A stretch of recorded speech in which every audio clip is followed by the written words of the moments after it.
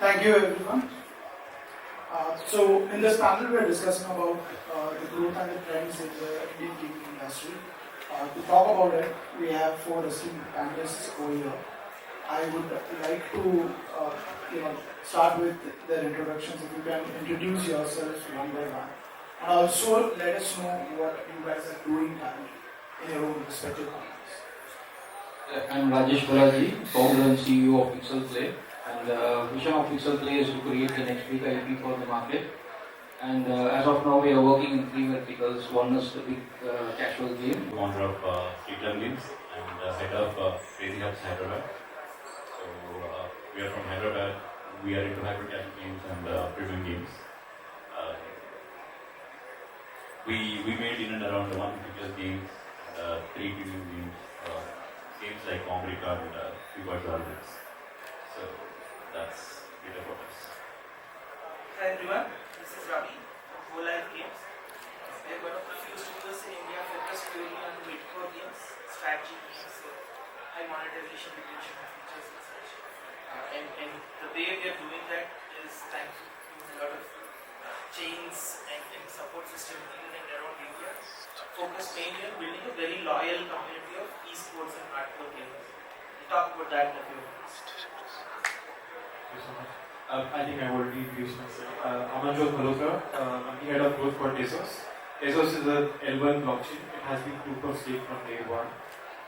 It's an upgradable blockchain, so that's why it's very well suited for games. You can build over that chain, and the chain will become more and more efficient as we grow, because as we see that the expectations from games is very high as compared to chains, because they want real-time transactions, which are difficult to come by in the blockchain. So I work for the Tezos for the Indian market. I work with studios like Ravi. We will work together, and then we are also exploring with other gaming studios to work with them and bring them action. Thank you for those introductions. To set the context, right, let's talk about the overview first. Right? I want to understand your perspectives on the current state of the Indian gaming industry overall, with respect to the growth and the trends that we will see. So, Ravi, you want to start? So, I'll answer this from two perspectives. One is building for the globe from India, and one is building for India from India. Building for the globe from India is probably the easier answer, because what we've understood is it's essentially how much did you acquire the user for, how much are you making from the particular user on an average, right? If you're acquiring the user for $1, making $2 back, you're probably going to scale that n number of times. Still, you're continuing to see much bigger profits. At some point, you can't scale beyond, let's say, 1 million or 5 million or 10 million MAUs. At that point, you stop and you make as much money as you can as a studio. In that context, a lot of other things also fall into this. But we are very unique as a studio Go Live, because we are focusing on the second part, which is built for India, from India, and we know that as I think almost 5-10 million casual gamers are playing every day, 1 to 2% of them will crave for much more serious, more mid-core experiences. We are here to serve that audience. So what we have understood is right now it's 2 cent, 3 cent ARPU, or at least on a monthly basis. So that has to double, triple, quadruple and whatnot over the next 1 to 2 years. By that time, I think there will be 100-200 million paying users for mid-core experience in India, and we are trying to go for that market. The way we are doing that is by creating a very active, loyal community of gamers. And we are tying all of these gamers through our e-sport activities, college activations, a lot of that. So our WhatsApp groups are all buzzing, 20, 30, 50, 100 groups, Discord groups are buzzing. And I think that's the way we see growth will happen, a lot of content creator or influencer-led activations. We create our own superstars in colleges, our own superstars on Instagram, YouTube and so on. So, and we have, let's say, 100,000 influencer network in India, and they all promote it to their fans. You could probably see 100 million user-based games coming out in a couple of years. So they will get that kind of picture over the next 2 years. So right now we are building all the basic blocks. Deepak, you know, sir? He covered a lot of points actually. They were very important points. This year was pretty much tough for a lot of people out there as we are seeing the transition from hyper-casual to hyper-casual. Most of you guys will have that question, right? That's that's a difficult situation we tackled this year, right? I see it as a growth first of all, and in India people thought we are making less games. So I just want to tell that transition and this game. So I'm also head of awards at IDBC. Usually we get 120, 150 games per year, but this year we got 350 plus games. That shows how many people are making games, how many unique games are coming out. So people are trying to solve things, right? So even though there is no VCs backing up, new GST rules coming up, hypercasual is going down, people still not stopping games, right? They're making games. That's an awesome stuff. And out of 350, 125 plus games are student games. So we never find more than 20 games, but that's a great stuff, amazing stuff, right? So all I can say is don't stop making games. Yeah, Rajesh, Aman, would love to hear your perspectives also. So I think we are standing in a very, very interesting spot in comparison to the trends, right? Like, what is happening maybe last 5 years, predominantly everyone is talking about the casual games. And with the current AI system in place, a lot of this, the cryptos and NFT trends are coming up. I see a huge acceleration towards creating a totally different type of experience to the players, because right now what we are experiencing as a game, right, as a pattern.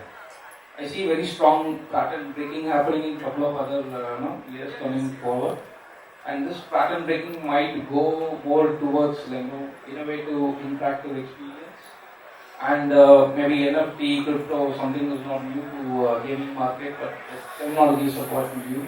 Maybe the blockchain is super new for sure.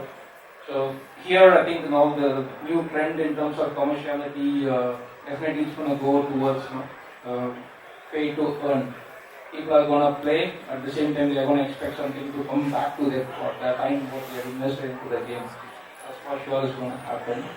And also I see another huge trend happening in terms of the social aspects of the game, right? Like, because what we are doing inside the game as a social aspect in terms of just asking for energy or sharing something, it can go much beyond than that, which I see maybe coming in another couple of years. There is a possibility for that. Yeah, so basically I think these guys are coming from a pure game development background. I don't. I'm looking at it from a market point of view. So I would say that right now we have around 3.5 billion gamers, and that's increasing day by day. The other thing is what I see is the definition of gaming is also increasing. Like we can see a lot of widening it up. Like we are gamifying education also.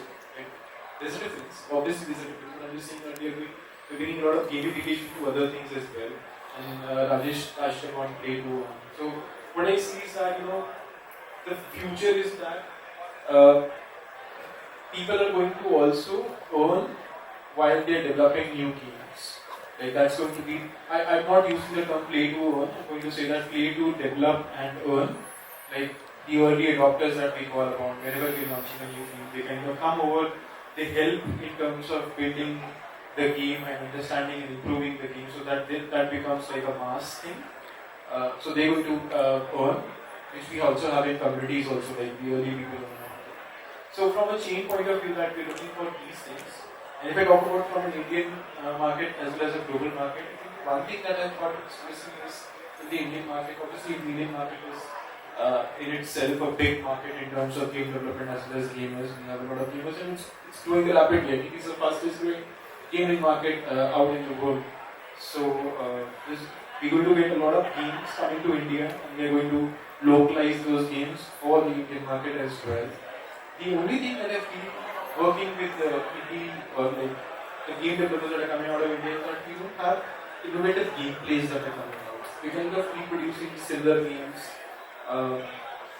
in a different packaging. Right? If you look at Ludo, you know that Ludo is one of the most popular games out there on Play Store. There's so many Ludo games out there. Almost every game series comes with Ludo.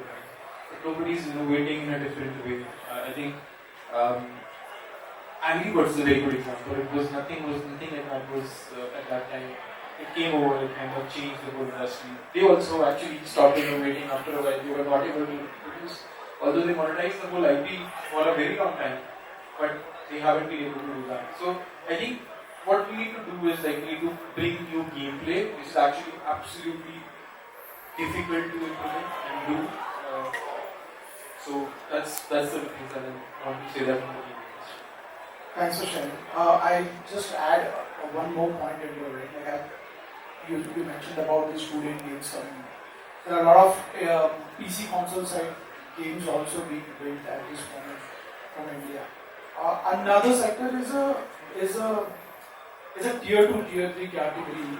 I've been speaking to a lot of people and got to know that there are developers, smaller studios sitting in tier 3, and they are making a lot of money with the basic premium games which are there on Google Play Store. One of them I recently spoke, a monthly revenue of around $100,000 with just 4 to 5 games that they have. So that's a significant shift that we've seen overall in the industry in the past 2-3 years. How has that impacted you, as a studio and your strategies to move forward? See, I think maybe this 20 years of into gaming, right? Like if I just go back to 15 years back, actually publishing a game is a mammoth task. I remember a book, this big book, where you have to how to approach a publisher. When you want to develop a game, you have to only develop a game for PC. And PC, when you develop a game, only Microsoft or EA, Activision, only they can publish it. But because that gamut is gone. Today, as you rightly said, anyone from any corner can develop a game and put it in the market. But other part, the sad part is there is not much of an innovations happening on the gameplay side. It's more of a notification, but people are still able to make out money of other places. But innovative gameplay ideas is also now much more riskier, and very few companies like Pixel Plays we are investing, we are taking that risk, hoping that there is the bigger fruit is also there. So so this possibility of making it big, this is there in this industry. And overnight, I think the studios can go from one corner to altogether to the other corner. This is what actually giving the excitement to a lot of people in the industry. And from the trend point of view, right, the innovation on the interactivity is where things is going to go. One of the strategy what we are trying to imply into Pixel Play and our products is we see this consumer market started actually going down and creator market started going up, especially with the YouTube, TikTok, all game. Everyone became heroine right now. They start actually cherishing themselves and they are good. They're really good. A lot of hidden talents started coming out. Similarly, on the games, there is a lot of people enjoy creating stuff. There is a creator DNA inside everyone. So it's not only consuming. Someone created it and just playing with the sets of rules and consuming it. Rather than that, people will go towards creating something. Even I became a game developer because I accidentally found a level editor in Age of Empires.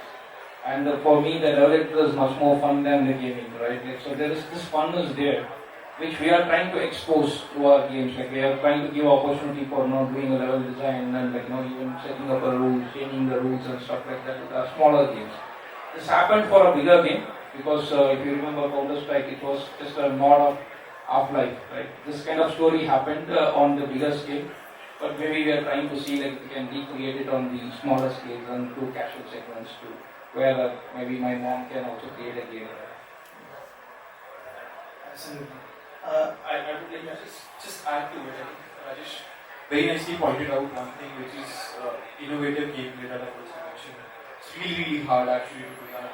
And I would like to connect with what you said previously is tier 2 cities, tier 3 cities, bunch of guys building games. It's a big business opportunity by the way because those guys have nothing to lose and they can come up with something which can skyrocket.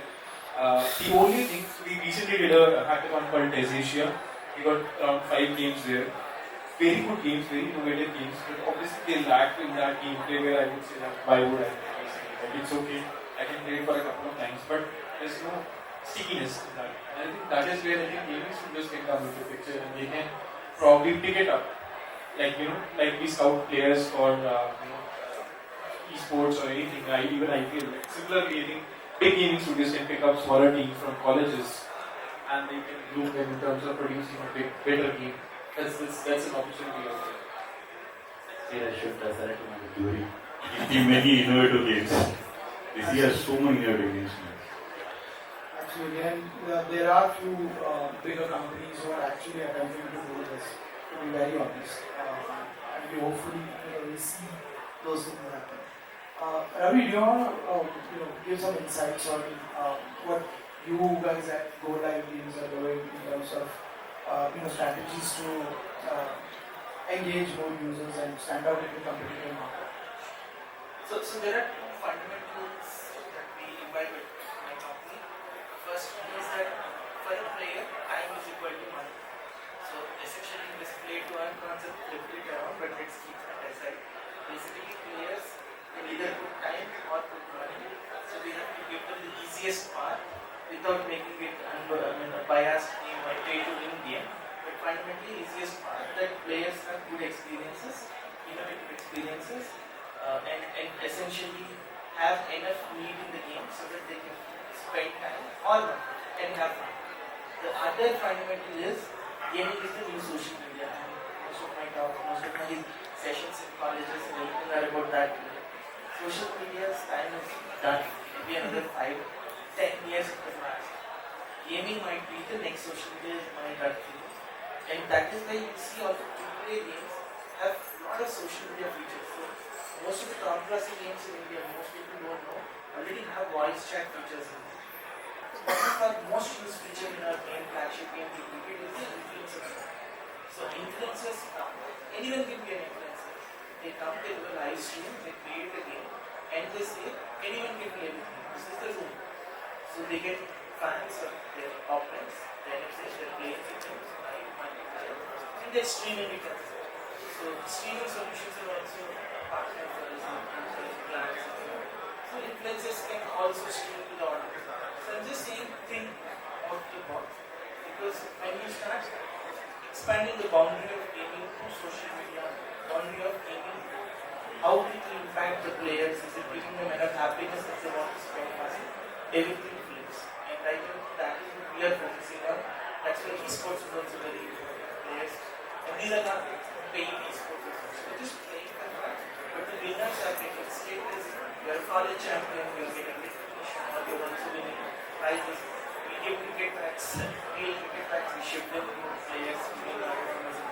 So a lot of innovative things keep their user base engaged, keep them happy. That is the most important. Good to hear that, man. Every studio with innovative solutions to the innovative problems, right? Deepak, in your case, I would say you're pure indie game development studio, right? You've been working on really good premium games for a while now. What are your challenges and how are or independent studios, how are they leveraging these things to give more much better user experience for the players? Technically, it's a struggling period for many indie game studios. I even stopped making games back in 2019, 2015, and passed on into free-to-play games. And this year, it was a revival for many of us. Announcement of IHP India Hero products by PlayStation and Unreal's government grants on Indian style of games, mythology games. This has revived us, and we are back. We are making amazing games right now. So imagine this kind of stuff will enlighten many young guys out there. We call 5 members studio, 10 members studios, making these studios, right? We don't have funds. We have a lot of innovative thoughts. We have amazing knowledge on it, but we don't have funds to make the games. And this kind of grants are coming up. This will really help us. And on top of that, this year, until last year, we had ITTC, this kind of events to catch us. From past Q4 or Q3 of last year, we started meetups. So these meetups are really helping up grow among new segments, to learn from each other. I mean, sharing the knowledge and making bigger things. This is the challenge that we are facing in IT developers. Yeah, I have a lot of questions, but we are short of time. But you know, one thing that I really want to ask you, all four of you guys, is about this one burning question that came up yesterday. If you can just spend 1 minute and just talk about this unity thing that was announced yesterday. What are your thoughts on the pricing models that Unity has brought up? Not aware. How many of you have this burning question right now? The unity. So, yesterday I was seeing this LinkedIn was flooded with unity thing, right? So people wants to close the studios, they want to jump into Godot or Unreal. I just want to clarify some misinformation where I've gone through that. First thing is that we need to cross two threshold marks. One is if you're a plus or a free membership.